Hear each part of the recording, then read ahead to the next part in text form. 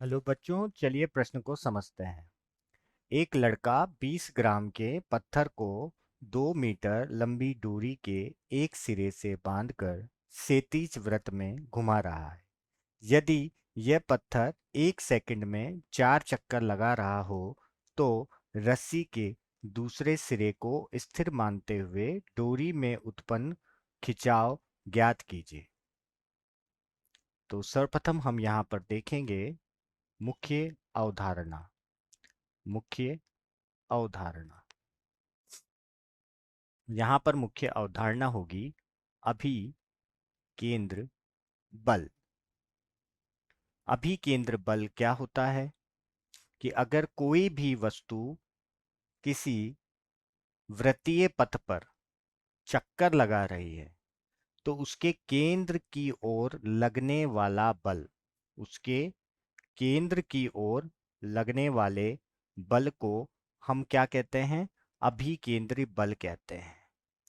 और ये जो अभिकेंद्रीय बल होता है, कई बल जो होते हैं वो अभिकेंद्रीय बल प्रदान करते हैं, बट उनकी दिशा कहाँ पर होनी चाहिए?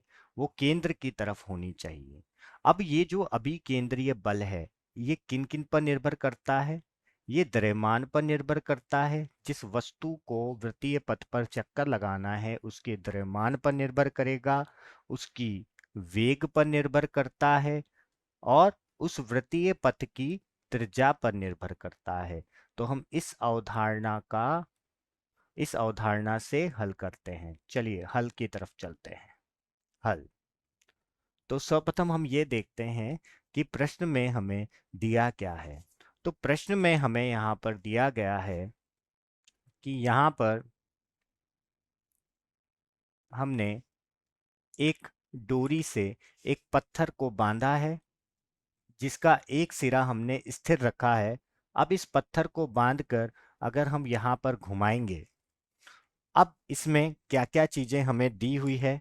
तो हमें दिया हुआ है कि डोरी की लंबाई जो है वो 2 मीटर की है। 2 मीटर की डोरी है, मतलब जो डोरी की लंबाई होगी वही किसके बराबर होगी? वही बराबर होगी त्रिज्या के, वृत्तीय पाथ पथ की त्रिज्या के बराबर होगी। तो वो हमें कितनी दे रखी है? 2 मीटर दे रखी है।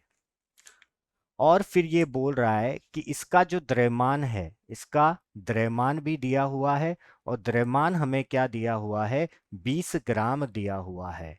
तो 20 ग्राम को पहले हम किलोग्राम में चेंज करेंगे, तो किलोग्राम में बदलने के लिए 1000 से भाग दे देंगे, तो ये किस में बदल जाएगा? किलोग्राम में बदल जाएगा।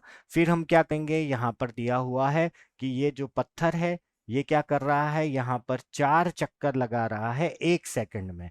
तो कहीं ना कहीं ये बात कर रहा है आवृत्ति की। आवृत्ति क्या होती है? चक्कर प्रति सेकंड। तो यहाँ पर आवृत्ति हमें क्या दे रखी है? 4 दे रखी है। 4 चक्कर प्रति सेकंड।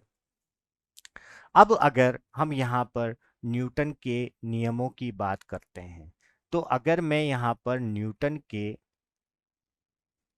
गति के नियमों से गति के नियमों से अगर मैं यहाँ पर बात करूं, तो यहाँ पर डोरी में क्या होगा? एक खिंचाव बल कार्य करेगा।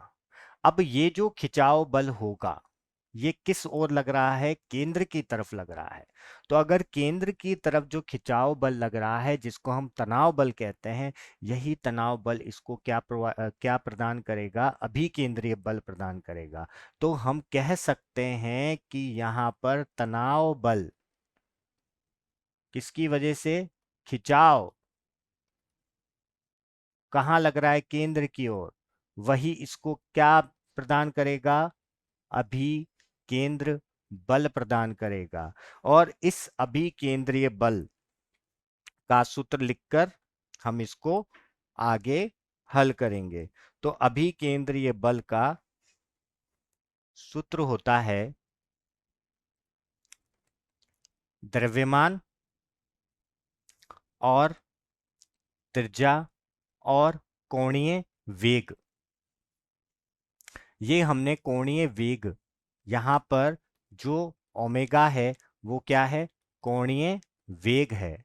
अब कोणीय वेग हमें यहाँ पर नहीं पता है, बाकी सारी चीजों के हमें मान दिए हुए हैं। तो कोणीय वेग क्या होता है? 2 पाई एफ होता है। अब हमें आवृत्ति भी दे रखी है, तो हम कोणीय वेग को यहाँ पर रख देंगे और इस प्रश्न को हल करेंगे। तो सर्वप्रथम हम यहाँ पर द्रव्यमान का मान रखेंगे, जो 20/1000 हो जाएगा। त्रिज्या हमें दे रखी है 2 मीटर। और अगर हम यहाँ पर एफ का मान रखेंगे, तो यहाँ पर कितना हो जाएगा? 4 × 2 8 पाई हो जाएगा। तो 8 पाई का वर्ग हो जाएगा यहाँ पर।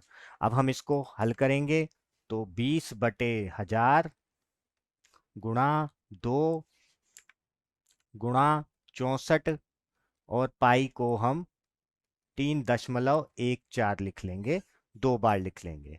अब जो कट रहा है उसको काट देंगे, और उसके बाद पॉइंट हटाकर हम यहाँ पर शून्य लगा रहे हैं। तो यहाँ पर क्या हो जाएगा? जब हम इसको हल करेंगे, तो हल करने के बाद हमारा आएगा 25.24। और ये एक बल है, तो इसको हम किस में लिखेंगे? न्यूटन में लिखेंगे। तो यही हमारे प्रश्न का उपयुक्त उत्तर होगा। मैं आशा करता हूँ आपको समझ आया होगा। धन्यवाद।